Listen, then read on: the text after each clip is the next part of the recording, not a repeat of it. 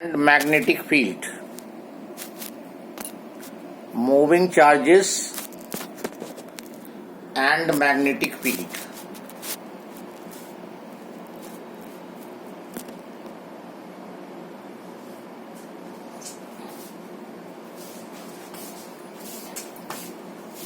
Moving charges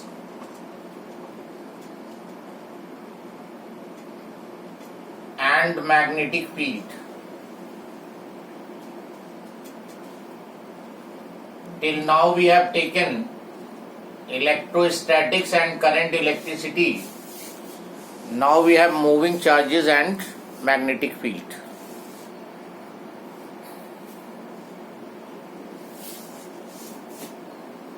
Magnetic field. This magnetic field will be represented by B. Hello? Hello? Are you listening me? Hello? Yes, sir. So, moving charges and magnetic field. Here first we are taking magnetic field, which will be denoted by vector B. Write down the space around a magnet. The space around a magnet or current carrying conductor in which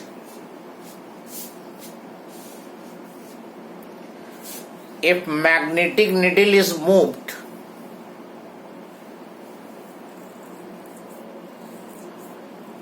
it gets deflected around a magnet. This is a magnet, north pole, south pole, and around this there will be certain space, and if you place a magnetic needle here, magnetic needle में एक freely suspended magnet होता है और north की ओर, north वाले and पे pointer लगा होता है. ये जिधर को पॉइंट करेगा उधर नॉर्थ होगा मैग्नेट का. तो अगर इस मैग्नेटिक निडल को मूव कराओगे तो pointer will always be towards the north of the magnet. तो ये मैग्नेटिक निडल जो है ये डिफ्लेक्ट होगी. इस स्पेस को मैग्नेटिक फील्ड बोलेंगे. जैसे इलेक्ट्रिक फील्ड था चार्ज के around, same way around the magnet you will have the magnetic field. तो ये रीजन जो है ये मैग्नेटिक फील्ड हो गया. और इसके बाहर का जो स्पेस होगा that will be infinity for that magnet. Where the magnetic needle is not deflecting on moving it, that space will be infinity. Same way around any current carrying conductor, 9th class 10th class में पढ़ा होगा, if a current is passed through the wire, magnetic field is created around it. तो ये magnetic field हुई इसके around. तो magnet के around space होगा, करंट कैरिंग कंडक्टर के अराउंड सर्टेन स्पेस होगा, in which if magnetic needle is moved or any other freely suspended magnet is moved, it gets deflected. और इस स्पेस को हम बोलते हैं magnetic field. Now the SI unit of magnetic field which will be taking here, SI unit of magnetic field, SI unit of magnetic field, Tesla is 1 unit, Newton per ampere meter newton per ampere meter is another unit and Weber per meter square is another unit. ये 3 units use होंगी for the magnetic field, tesla, newton per ampere meter and weber per meter square, and all the three are equal.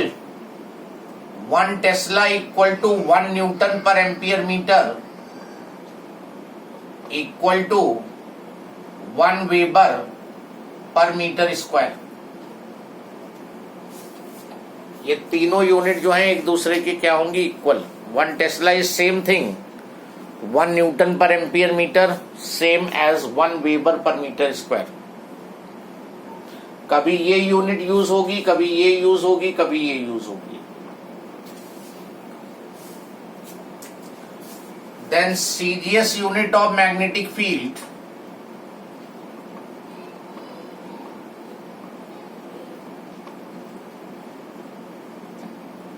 Gauss.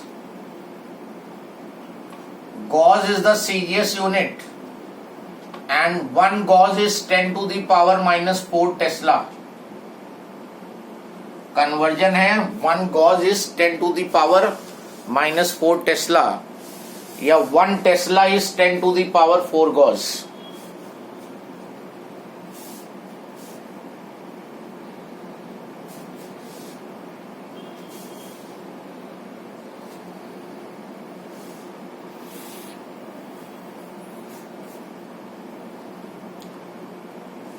यहां पे direction बहुत important होगा.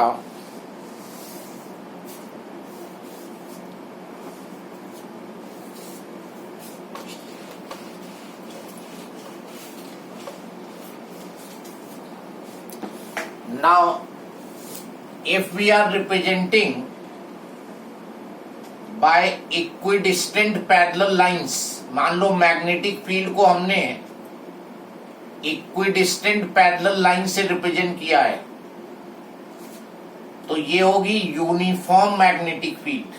Equidistant parallel line, uniform magnetic field along the plane of paper, along the plane of paper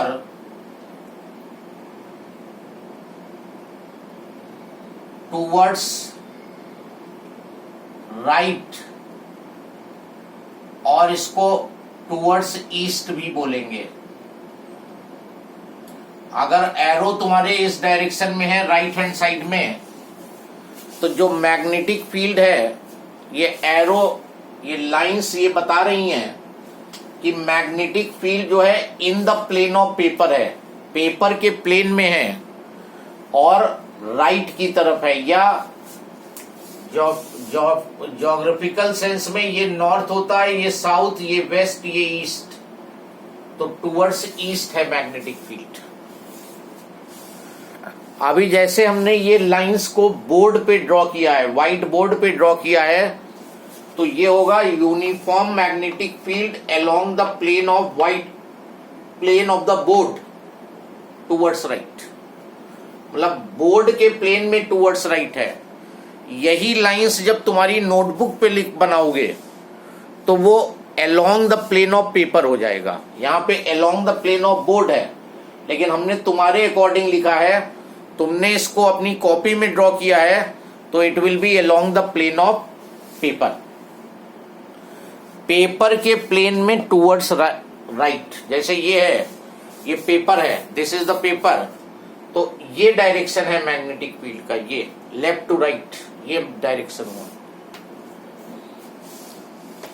अभी यही arrow अगर left में लगा देते तो uniform magnetic field along the plane of paper towards left हो जाता या टुवर्ड्स वेस्ट हो जाता.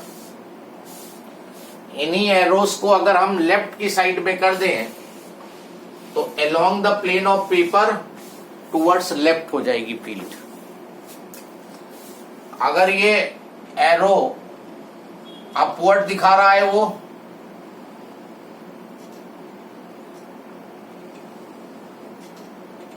so this is uniform magnetic field along the plane of paper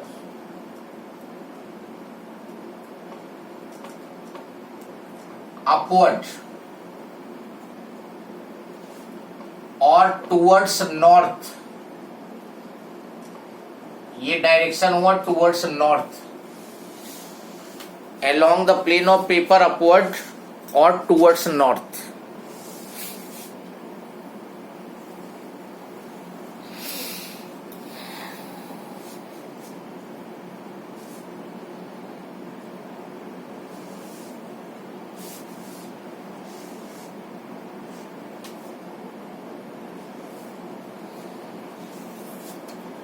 Now if downward arrow होते तो टूवर्ड साउथ हो जाता and along the plane of paper downward.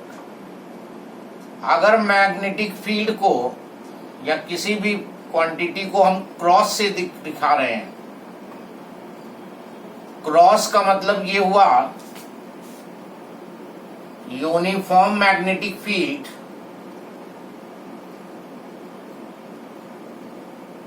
perpendicular to plane of paper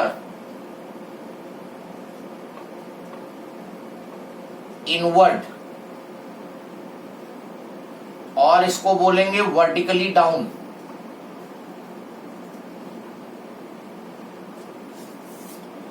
along the plane of paper inward और vertically down. Cross का मतलब यहां पे जो क्रॉस का मतलब है इस बोर्ड के प्लेन के इनवर्ड, मतलब इनसाइड द बोर्ड, ये डायरेक्शन होगा इनवर्ड. पेन से देखो तो ये पॉइंटर ये बता रहा है फील्ड इज इनवर्ड. क्रॉस का मतलब इस बोर्ड के प्लेन के परपेंडिकुलर इनवर्ड. तुम्हारी नोटबुक ऐसे होगी, इस प्लेन में होगी तो तुम्हारे लिए वर्टिकली डाउन हो गया ये क्रॉस का मतलब. और अगर डॉट से रिप्रेजेंट किया है, डॉट से मैग्नेटिक फील्ड को रिप्रेजेंट कर रहे हैं,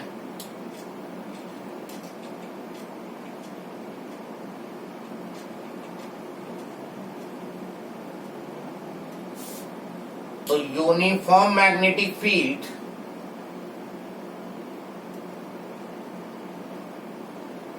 perpendicular to plane of paper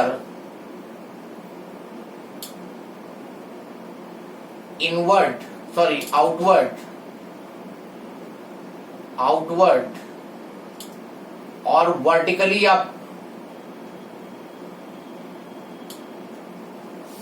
तुम्हारी नोटबुक के हिसाब से हम लिख रहे हैं, मतलब तुम्हारी नोटबुक में अगर डॉट है तो ऊपर का डायरेक्शन हुआ ये अपवर्ड. क्रॉस का मतलब डाउन, डॉट का मतलब अपवर्ड, तो ये वर्टिकली अप हो गया. So these symbols will be used for direction.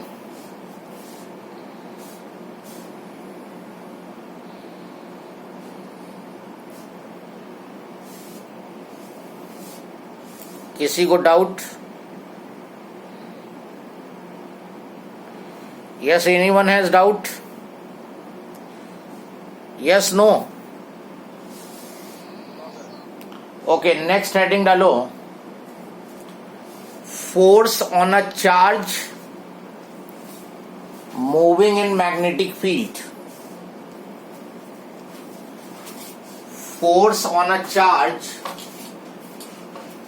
moving in magnetic field. Dash करके लिखो Lorentz magnetic force.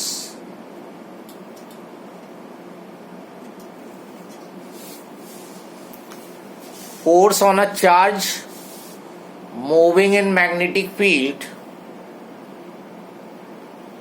Lorentz magnetic force.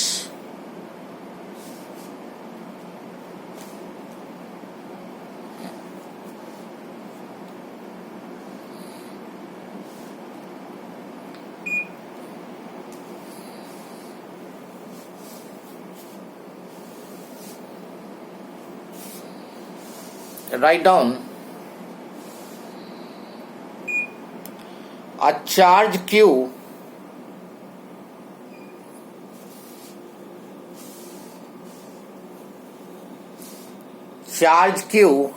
moving with velocity v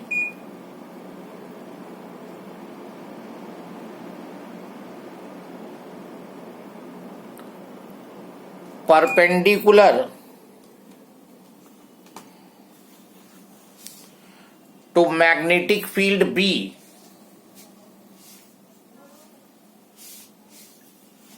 experiences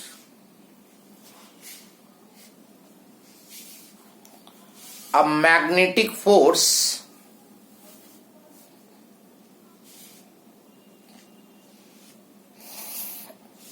known as Lorentz magnetic force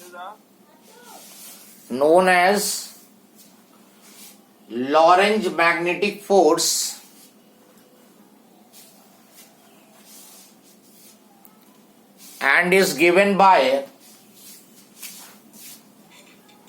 F is equal to Q into V into B.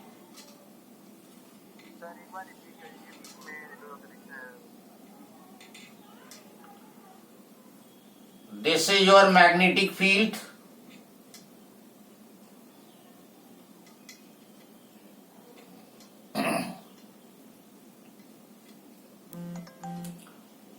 What is this direction of magnetic field?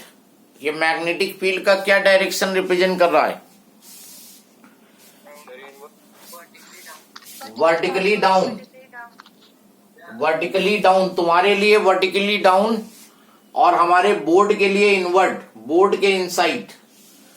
In this magnetic field this charge Q is moving with velocity v. v velocity से magnetic field में move कर रहा है और field के perpendicular, field देखो z axis में है और वेलोसिटी x एक्सिस में है.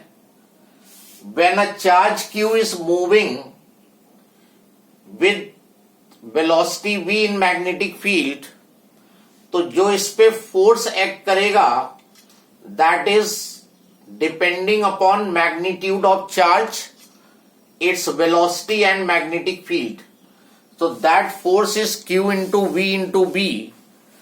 Q charge हो गया, V velocity हो गई, B magnetic field, and इस फोर्स को हम बोलते हैं Lorentz magnetic force. Next line में लिखो, the direction of this force is given by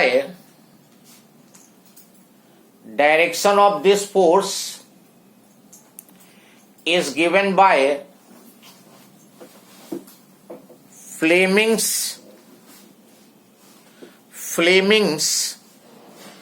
left hand rule.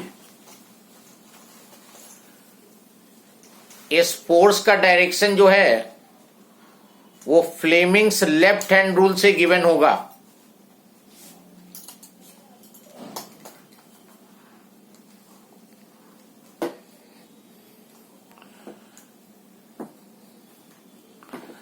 Direction of this force is given by Fleming's left hand rule. अब Fleming's left hand rule में देखो, Fleming's left hand rule, इसमें left hand की 4 finger will be in the direction of magnetic field. Middle finger direction of flow of positive charge को हम underline कर दे रहे हैं, and then thumb will give direction of force.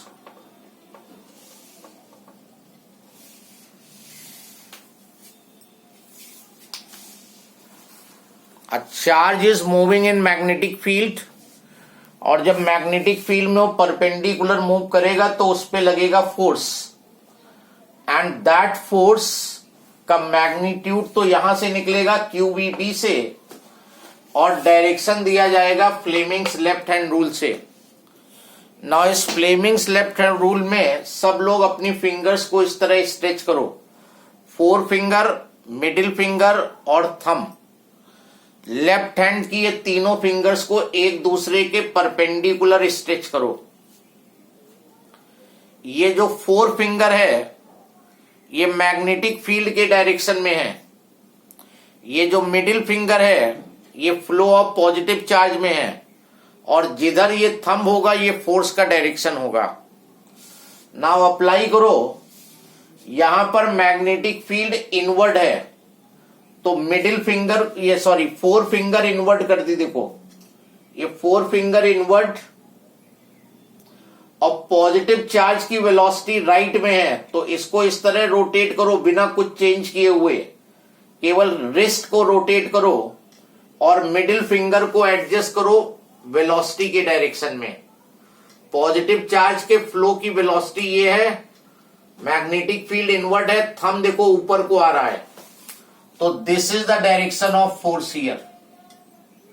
इस तरह से फोर्स का डायरेक्शन फाइंड किया जाएगा.